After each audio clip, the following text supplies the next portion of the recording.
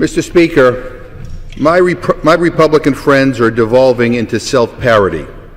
The solution to this unnecessary and manufactured crisis is simple, and it hasn't changed for months. Step one, pass a clean, short-term continuing resolution at Republican sequester levels to reopen the government. Step two, pass a clean debt ceiling bill so that the United States will not default for the first time in history, and so we don't send the economy into a tailspin. Step three, finally agree to go to conference on the budget so we can sit down and talk about our priorities. Now let me go over that once more just in case there's any confusion on the other side of the aisle. Reopen the government, raise the debt ceiling, and negotiate on the budget. That has been what the White House and Democrats in Congress have been asking for over and over and over and over again. It's what we're asking for today, and it's what we will ask for tomorrow. By contrast, the list of House Republican demands changes every 10 minutes. Repeal Obamacare, defund Obamacare, delay Obamacare, stage a non-filibuster filibuster, ask for the entire Romney economic platform in order to raise the debt ceiling, yell at park rangers, fund this part of the government, fund that part of the government, pay furloughed employees, pay essential employees, hold a conference meeting, hold a press conference, rinse and repeat. Enough, Mr. Speaker, enough. So here we are again with yet another convoluted, cockamamie legislative effort that is going absolutely nowhere. Yet another, quote, message bill that is designed to win today's news cycle, but that gets us no closer to resolving this crisis.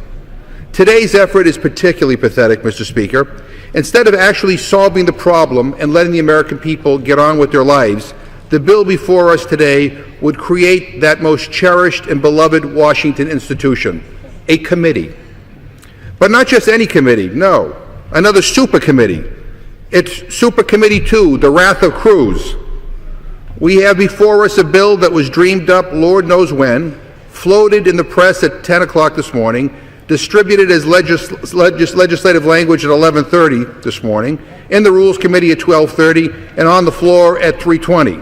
Forget the 3-day rule, Mr. Speaker. This contraption barely even followed the 3-hour rule. And the Super-Duper Committee Part 2, or pardon me, the bicameral working group on deficit reduction and economic growth, that is created by this bill, doesn't come with any instructions. There's no timeline. There is no deadline. It doesn't reopen the government. It doesn't prevent a default. It doesn't do much of anything. So it's unclear whether coffee and pastries will be provided to the Super-Duper Committee Part 2 working group. Maybe we need another bill to do that. This is just another press release. Mr. Speaker, we do not need another committee to do the job that we were elected to do. And let me remind my colleagues, we have this thing called the Budget Committee. And the Republicans made a big deal about the fact that we passed a budget in the House and the Senate didn't pass a budget in the Senate. Well, then the Senate did pass a budget.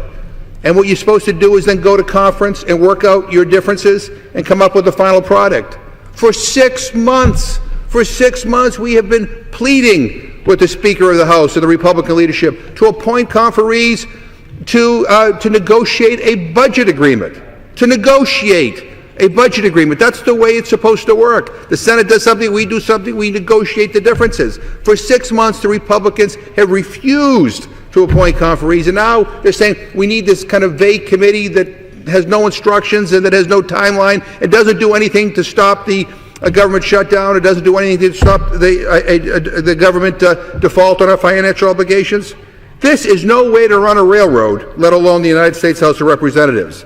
So I'd urge the Republican leadership to start caring a little less about winning today's news cycle and a little more about the American people who sent us here and who expect us to do our jobs. Open the government, raise the debt ceiling, negotiate on the budget. It is really not that complicated. In the meantime, I would urge all of my colleagues to reject this closed rule, reject the underlying legislation, and reject the politics of manufactured crisis. I reserve the